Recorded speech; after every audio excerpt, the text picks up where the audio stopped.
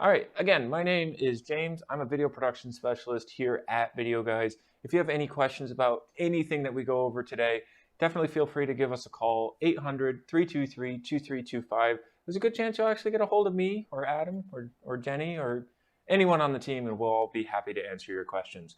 So let's get right into it. First question that we want to go over, and this is something that we've learned in the past couple months, and so we figured we would share it with you.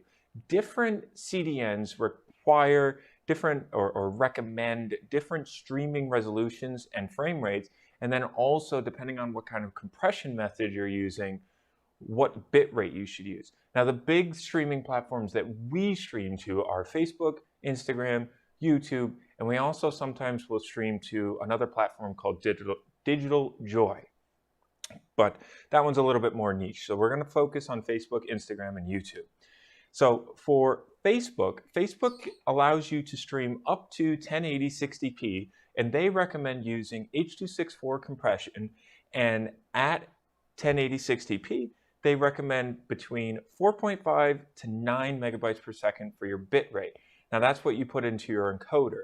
The thing that you want to keep in mind is you want to give yourself at least 20% overhead for your upload speed, for your bandwidth. So if they're recommending, we'll say 9 megabytes per second, you want to make sure that your upload speed is at least, 11 or so megabytes per second. Now, for most people, that's not a problem. But if you're in a house of worship or you're in an office building where, there's a lot of people that are on the network, you want to make sure that you have that overhead, especially if you're going to go to a platform like YouTube and you want to use 4K. So YouTube can go all the way up to 8K, but the recommended specs on YouTube are either 4K 60 or 1080 60. Now, YouTube actually has recommendations for both H.265 or HEVC compression and H.264 compression. Now, as you can see, with when using H.265 compression, you can get away with 10 megabytes per second again. But if you're using H.264 compression and you want to shoot at 4K 60 to YouTube, you need to have 35 megabytes per second for your bit rate, and then also probably 40 or 45 megabytes per second for your upload speed. So that's another thing that you want to take into consideration, as to just because all of your equipment can handle 4K 60, can your network handle 4K 60? And then this is kind of where we come into, we learn something and that we feel like we should pass on to you. For LinkedIn, they actually don't recommend it going at 1080. They recommend that you stream at 720 and 30 frames per second. Now, all of our shows are done in 60 frames per second. So, that can create a little bit of a problem if you're shooting in higher frame rates, but then, can your encoder, downsample or cut out half of those frames automatically, or do you need to do something to change your camera settings or whatever? So you got to always make sure that you're looking at the CDN's recommendations.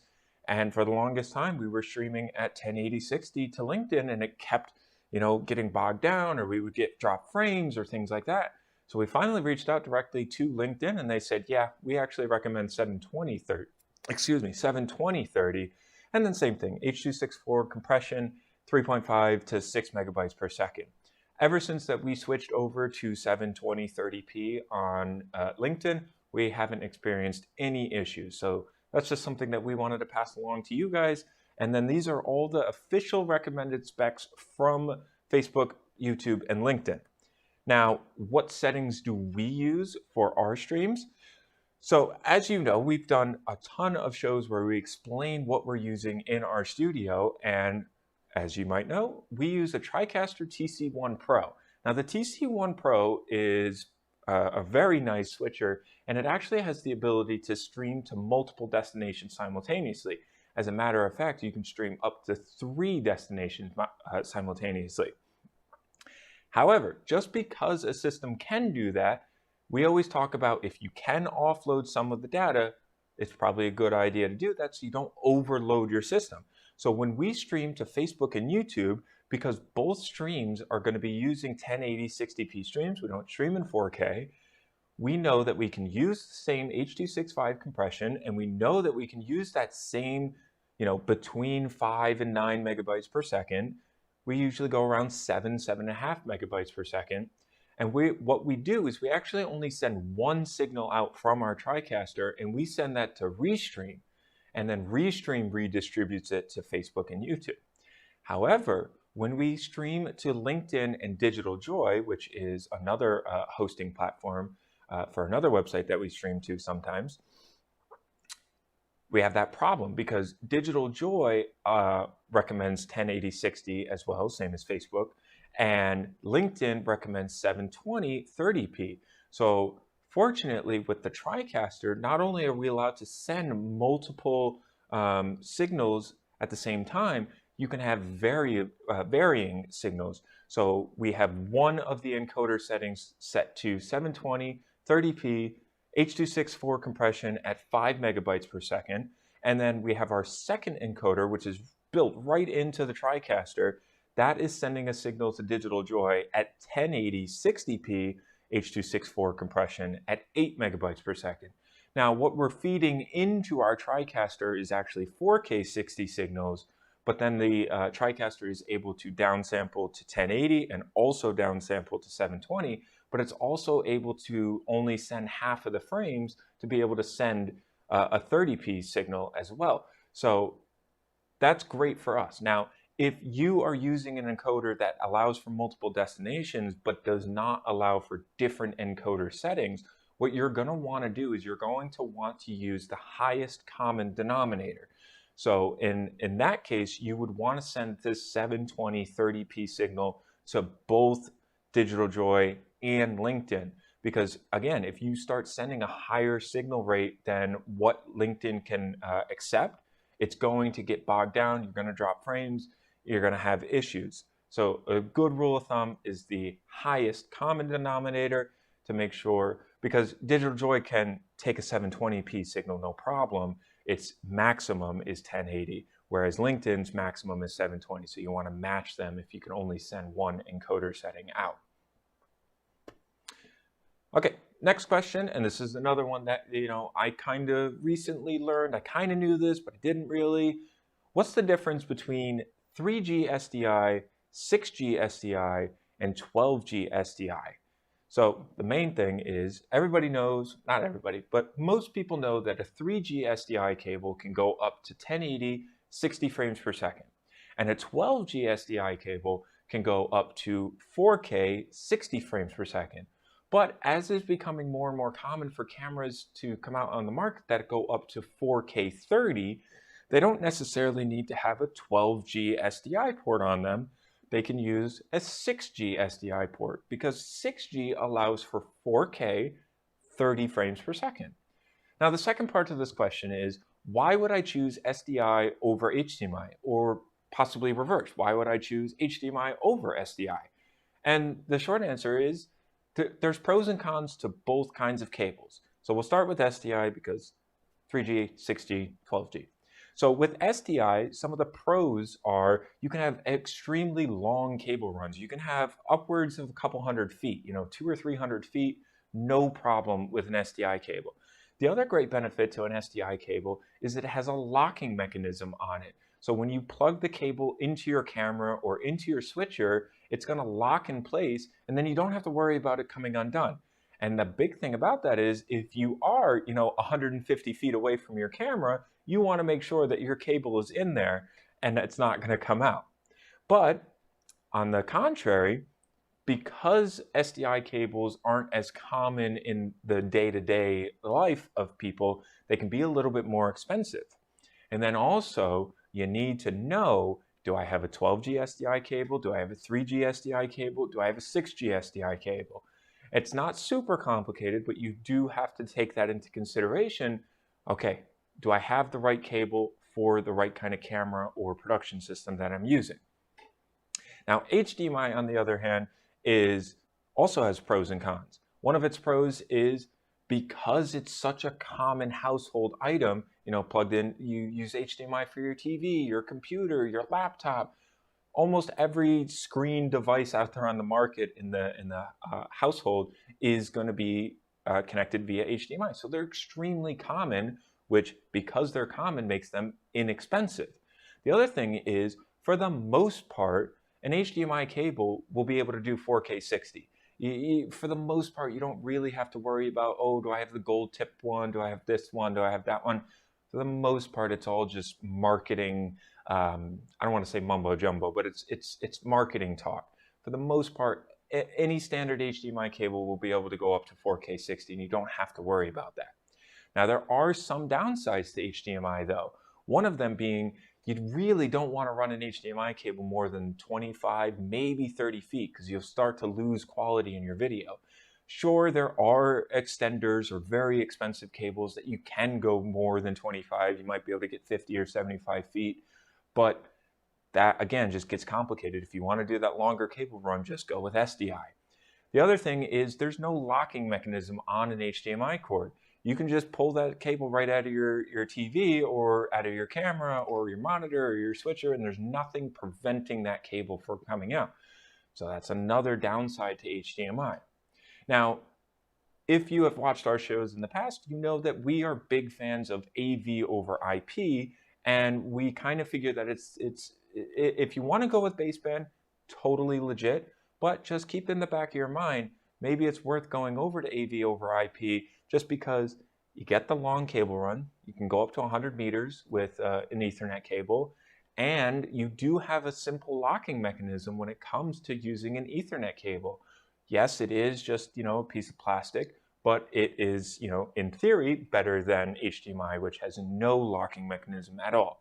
So it's just another, food for thought when you are making that debate about which cable do I go with. There really isn't a wrong answer. All of them have their place and will work. It's just which one's the best one for your situation. Now, the next question is, and we get asked this a lot, just how do I troubleshoot my cameras? And we always say, okay, NDI analysis, NDI studio monitor, and your network switch. Getting an M42 Netgear network switch, those are our troubleshooting. But how do I actually do it? So I wanted to take a few minutes here, and this is going to be a little bit hard to follow. So bear with me, and if you have any questions, feel free, give us a call after the show, and I will walk you through this. Now, for this specific example, what we're trying to say is a camera is, it's on your network, but it's on the wrong IP range. You can't access the camera, but it is connected to your network. Why can't you access the web GUI? And a good example of that is maybe the camera went to its fallback IP address, or maybe it's a house of worship and you're the new person doing the camera stuff and it's on a new network. How do I get the camera onto my new network? I don't know what the IP address was. I can't get into the web GUI. So we're going to kind of walk you through how you can see an IP address of a camera that is not on your current range, and then be able to put it on your current range to change the IP address to either DHCP, where it will automatically find its own IP address on your network's range, or setting it to a static IP or fixed IP address where it won't change no matter what. So the first thing that you're going to want to do is you're going to want to download NDI Tools onto your computer. Now, NDI Tools is a free program that you can get right from NDI's website, and there's a bunch of tools in there, but today we're going to be focusing on NDI analysis. So with the camera connected to your network, you want to have, you want to open up NDI analysis, and you'll get a bunch of different prompts that you can do. And in this example, you want to select the prompt. You want to copy and paste the prompt, ndianalysis.exe/find. So you can see that in this bubble here. Now, once you do that, it will show you every single NDI device that is on your network, whether or not it's in the same IP range, and that's the key. So in this example here, even though this one is on the right range, say this camera wasn't on the right range, it would still show up, and I would know, okay, the IP address of my PTZ Optics Move 4K here is 192.168.100.98. Now, as you can see, it's showing other things on here too. You can see this is our TriCaster. This is another monitor on our TriCaster, and then this one is another camera. So it's not going to show you just the cameras. It's going to show you every NDI device on your network. Now, once you have the IP address of the camera that you want to get into, you're going to write that number down. And then next part is you're going to unplug the camera from your network. You're going to turn off the camera, and then you're going to get yourself a little network adapter. You can get a USB network adapter off of Amazon, or there we go. You can get one of these off of Amazon. They're cheap, you know, $5-10. That's all you need. Now, I would not recommend, you know, using this for NDI, but to get into your camera, this is more than enough. So you're going to get this. You're going to plug this into your computer, and then you are going to use this network adapter to change to the same IP range as what the camera is on. So in order to do that, you're going to go into your network settings on your computer. You're going to select Change Network Adapters. And then once you get to your network adapters, you'll see one that says, you know, USB Ethernet or something. You don't want to, you know, use your main IP connection ports or network adapters. You want to use this. So in case you mess anything up, you're only, you know, messing up this cheap little network adapter. You're not risking damaging anything important. So anyway, you're going to right click on the new USB network adapter, and then you're going to double click on the TCP IPv4. And then once you double click on that, you'll see that there's an IP range for your network adapter. And then all you have to do is make the network adapter be the same range as your camera.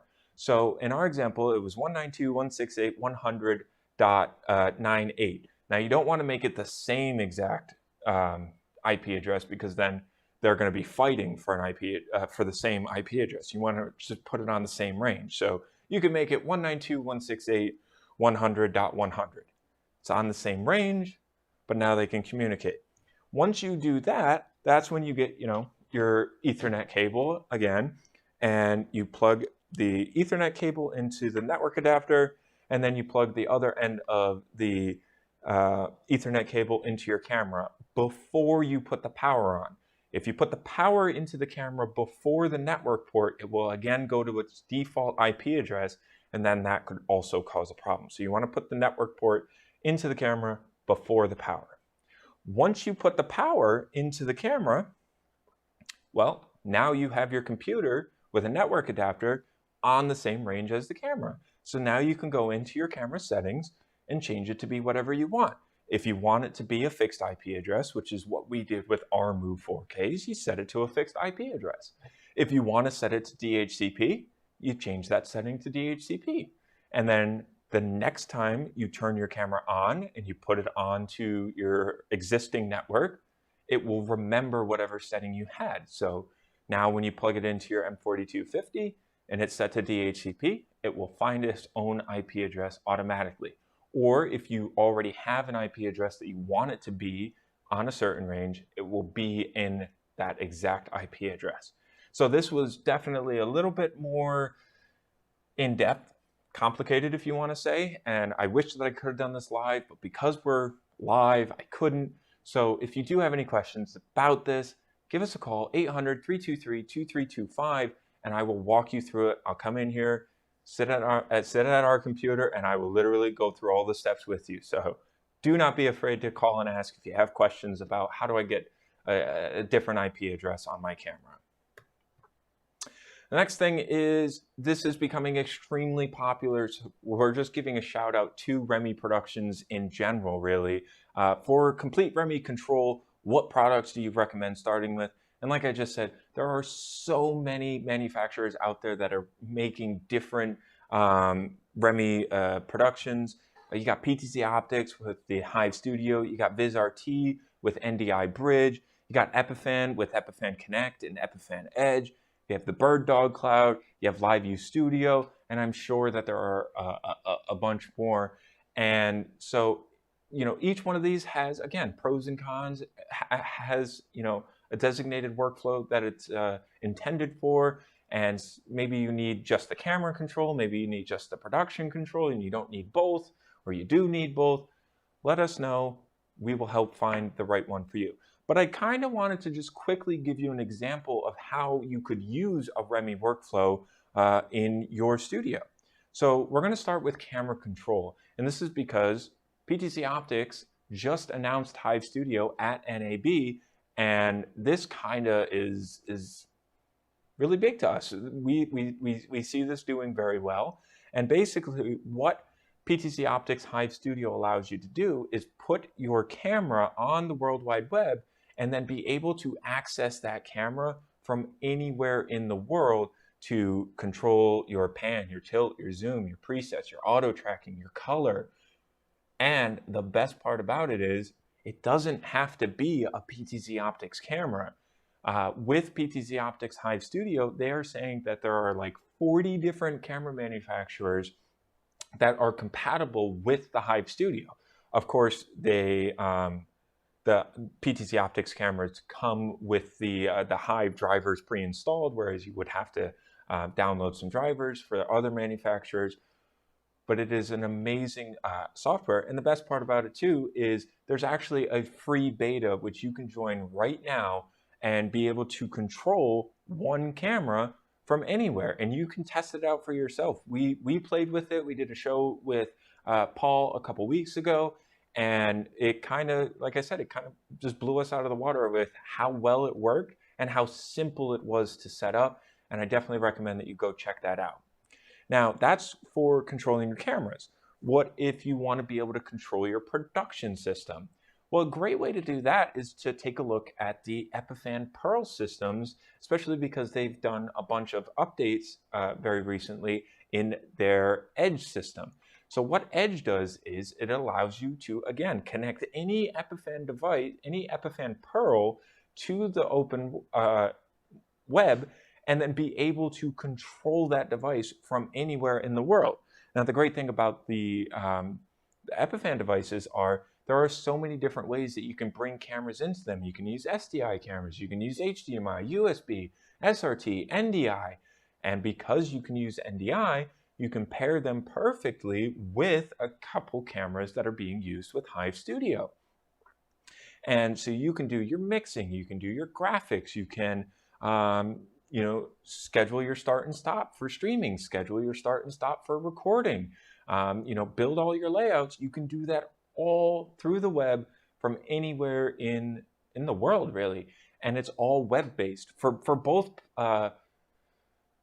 functions, for both PTZ Optics Hive Studio and Epiphan Edge. These are both web browser-based, so you don't need to have an extremely fast computer either. You just need a laptop with a fairly decent internet connection. The camera and the Epiphan device need to be on fairly fast internet connections, but it's all web-based, super easy to set up, super easy to use. And that's why we're saying this is the perfect time to start getting into Remy Productions, because it's becoming so available to pretty much everyone. Next is, what is the difference between RAID 0, RAID 1, RAID 5, and RAID 6? And this is just a question that we get asked a lot, so we have no problem answering it again. So when it comes to 2-bay drives, there's two main ways that you can have your RAID system. You can have it be in RAID 0 or RAID 1. Now, RAID 0 is, there is no redundancies in place. Basically, your data gets inputted into the drive, into both drives, and it's split between the two drives. And because it's split between the two drives, your read and write speed is the fastest that it can be with a 2-bay drive, but at the same time, you have no redundancy. So this is good for a lot of storage and needing fast read and write speeds, but no redundancies. Now, if you want to have total redundancies in a 2-bay drive, that's when you would look at a RAID 1 system or mirroring. So basically with a RAID 1 system, it's going to copy your data onto both disk 0 and disk 1. And so you'll have an exact duplicate of all of your data onto both drives. So if one drive fails, you have everything backed up on a second drive. Now, we're not saying that like drives, fail on a regular basis. They don't. These are extremely reliable drives, but eventually a drive may fail, and you want to have those redundancies set in place just in case a drive does fail. Now, when you're looking at going with even bigger RAID systems where you have 4 bays, 5 bays, 8 bays, that's when you want to start looking at RAID 5 and RAID 6. Now, RAID 5 is for 4 or more drives, and basically the way that it works is you have one drive that is set aside for your parity, for your redundancies. So if one of the other 3 drives fail, you still do have the ability to recover that information. And it's very, very, very unlikely that 2 or more drives would fail. So RAID 5 on a 4-bay drive system is totally fine. Now, RAID 6 is very similar to RAID 5, but it's designed for 5 or more bays in your RAID system. And basically, it's the same thing, except RAID 6 offers you 2 drives of redundancies in place. So if 2 of your drives on an 8-bay system do fail, then you have the ability to recover those drives. Now, the last thing that we wanted to go over is sticking with storage and just talking about, all right, we talk about desktop storage a lot. What about storage for on the go? And then that's where these rugged SSD drives come into play. Now, I didn't want to single out any manufacturer, and the reason for that is because every one of our manufacturers makes a rugged SSD drive, whether it's OWC or SanDisk Professional or Glyph or LaCie. All of our storage manufacturers make a portable and rugged SSD drive. Now, what is a rugged SSD? Something like this. So this is a SanDisk G40 Pro, I believe it's called. And what makes this perfect for being on the go is, as you can see, it's an extremely small form factor, but because it's an SSD, there's no moving parts, which means it's extremely reliable when there's a lot of motion. And because it's an SSD drive, it's also very, very small. You can get, for most of our manufacturers, they offer these SSD drives in either 500 gigs, 1 terabyte, 2 terabyte, or 4 terabytes of space. And then also, not only are they small and there's not a lot of variables for them breaking because there's no moving parts, a lot of them are either dust-proof, waterproof, shock-proof, or I should say resistant, not proof. But they're designed to be out in the field and get a little dirt on them and still work. And a lot of them are actually all of the above. Water resistant, shock resistant, and dust resistant. So whether you're looking for a portable SSD drive or you're looking for a new archival storage system in a RAID system, we can help you figure out what kind of storage you need for your situation. Definitely just give us a call, 800-323-2325, and we would be more than happy to make some recommendations. We went a little bit long today. I think going over the NDI analysis was a little bit long, but I think that's really good information to share with our viewers. Make sure to follow us on Facebook and YouTube. Leave a comment. Give us a call. Send us an email. Just spread the word that we're here to help you with any questions that you may have when it comes to live streaming. That's all I have. So we'll see you next Tuesday at 3 p.m. Eastern. Peace. Videoguys is available Monday through Friday. Give us a call at 1-800-323-2325. Don't forget to follow us on Twitter and Instagram to stay connected with all of our updates. And you can like us on Facebook. Keep an eye out for our live videos, and don't forget to subscribe to our YouTube channel. Thanks for watching.